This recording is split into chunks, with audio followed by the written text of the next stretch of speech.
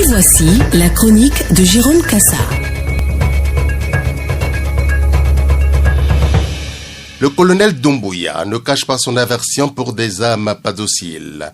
Prêt à exécuter le garde à vous devant toutes ses décisions, lui, tout-puissant colonel, décidant du sort de la Guinée en 16 heures. Sans état d'âme, il vire la ministre de la Justice fraîchement nommée. Fatoumata Iyarissouma, visiblement pas bénie, oui, égale à elle-même, devant tout grade et galon et n'ayant pour boussole que la foi en sa science, n'a point caché sa stupéfaction de voir la présidence, l'ignorant proprement, battre le rappel des magistrats pour discuter de la politique pénale du gouvernement.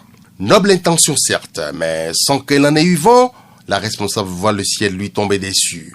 Crime de l'ex-ministre tonne-t-elle au grand courroux de Doumbouya. Un Doumbouya peut-être pas macho, mais visiblement adepte de la soumission plate et bête qui a lu dans les propos de cette forte gueule de l'arrogance, incompatible avec les usages militaires. Sans gants, il annonce les couleurs, beaucoup plus à l'endroit du Premier ministre, vu comme celui qui a ouvert la voie. Celui-ci, il y a quelques semaines, souvenons-nous, fils de son père, à visage découvert, a marqué son désappointement devant la décision du colonel en chef de rebaptiser l'aéroport de Conakry du nom de l'ancien président Ahmed Sékou Touré, tiraillé entre les controversés titres de père de l'indépendance et d'autocrate endurci. Lui, tout Premier ministre, ni consulté, ni associé dans la prise de cette décision, s'est publiquement désolé Béavogui.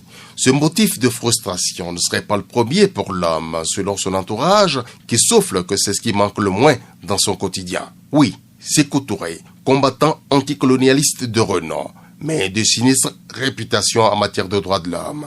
Une réputation pas du tout connue de Doumbouya fils, né au crépuscule du règne du tueur de Diallo Telli, et qui, tout au plus, n'en sait que de par les faibles échos à lui relayer. Ce n'est pas le cas de Mohamed Béavogui qui en a su et vu de ce Sékou au point de justifier son dépit. Il n'est pas éjecté, mais reçoit, via sa ministre de la Justice, un signal fort pour se résoudre à la boucler s'il tient à travailler avec les nouveaux maîtres de Conakry. Son éviction paraît très renversante, c'est peut-être raviser le colonel en attendant son prochain toupet. La démarche des militaires tient peut-être d'une logique qui ne saute pas aux yeux à première vue. Les putschistes, sachant où ils vont, ont certainement voulu échanger avec les professionnels de la justice, loin de leur hiérarchie, comptant y gagner en franchise, en confiance et en sincérité pour des résultats nobles. Mais fallait-il pour cela faire ça à une femme qui a du cran et un sens élevé de la République? Dire « je ne suis pas d'accord », même au chef, c'est de la dignité, ça, de l'affirmation de sa personnalité. C'est de cette catégorie de femmes qu'a besoin l'Afrique nouvelle, mais visiblement pas Doumbouya. Et voici en train de s'entrechoquer deux conceptions de pouvoir. La première, qui tient des uns, débarquer au pouvoir sans y être préparé, habitué à décider et à se faire obéir, et la seconde, des rompus au circuit de la haute administration.